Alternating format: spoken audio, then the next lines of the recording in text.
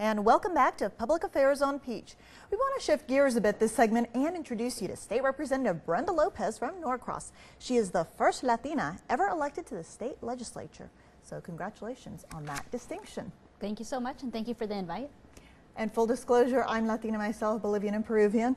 So we talk about Latina issues and other issues, which are very important. First off, are you surprised that it took this long, 229 years, for this distinction? Well, yes and no. It's a bad situation that we are in, right? Something that I constantly said when someone made that distinction is that it's really not a celebratory situation. It's been too long, and it's been about time. But at the same time, there is a budding community of a lot of different diverse countries of origin in the state of Georgia, so it only makes sense. I think that for a lot of communities, the emergence into the political world is just starting. Now, you're an immigration and international law attorney. Talk to us about how that's going to come into play into your role as a state lawmaker, or will it? Well, I think that just having a legal background generally on a lot of the issues, obviously, that we're legislating on, I think that one of my concerns is that we don't think about the impact, particularly in terms of federal preemption issues and also with constitutional issues, right? I think that we need to have that focus and in mind and make sure that we are aligning ourselves to those standards. Now, as a first-time lawmaker, are you going to be proposing legislation? Are you going to see what comes into play and see what your thoughts are on it first, or what? Well, I am working on some potential legislation that may introduce regarding family matters issues, and so. Like what? Well, right now it's still working, the sort of the details. But there, again, coming from a legal background, there are some concerns about custody issues that we may want to fix. So. What are some other pet projects that you think Georgians need to address? Well, I'm actually very excited that I was placed on the education committee for PK through 12. Education has always been an interest of mine, something that even as an advocate I've always worked with in terms of education access and opportunity. So I know most definitely with the governor's recommendations that is going to be something that we're going to keep discussing on what we can do to make sure that there's actual opportunity and access for all our kids in Georgia. And so I'm really excited to be able to work on those issues as well this year. And in terms of education, where do you think we're going wrong? Where do you think we need to focus our attention?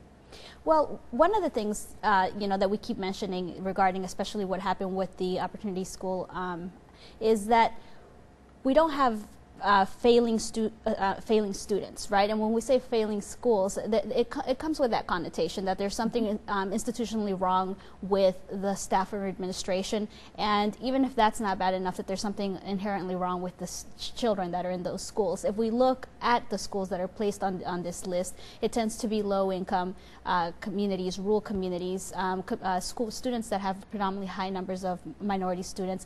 But the overriding across these demographic factors is the social economic class of them.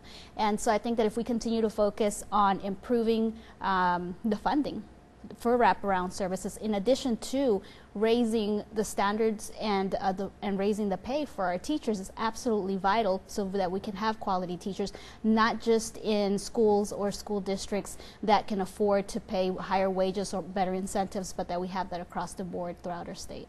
Now, Governor Deal is proposing a 2% pay increase for teachers, and he said it's going to be worked into the salary schedule because last legislative session he proposed a 3% increase, but a lot of those teachers didn't get it because the control was given to the local school districts. So how do you see that playing out this time?